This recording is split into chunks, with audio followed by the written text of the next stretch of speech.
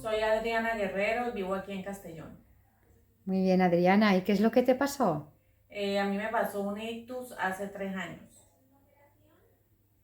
¿Cómo descubriste que tenías el daño cerebral adquirido? Se me paralizó el lado izquierdo de la cara, tuve mucha debilidad muscular, no podía ponerme de pie y mi esposo me llevó a las urgencias del hospital.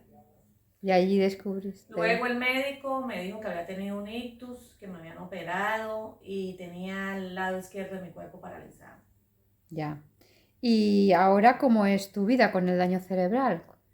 Estuve en rehabilitación, llevo 3 años en rehabilitación y el cuerpo, el lado izquierdo estuvo paralizado mucho tiempo, pero ya he venido recuperando, ya puedo caminar, tengo más autonomía, soy independiente en muchas cosas, en la mayor parte de mis cosas soy independiente y como secuela me ha quedado debilidad del brazo izquierdo, no puedo escribir porque soy zurda y es lo que más se me ha dificultado.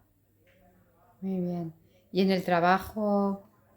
Inicié laboralmente hace unos 3 meses, tenía mucho miedo porque no podía escribir y mi trabajo es en una recepción, pero me he creado formas de poder evitar la escritura, hago hojas en Word, las imprimo, las pego y ahí tengo la información que necesitan y me va muy bien de esa manera. Muchas gracias, Adriana.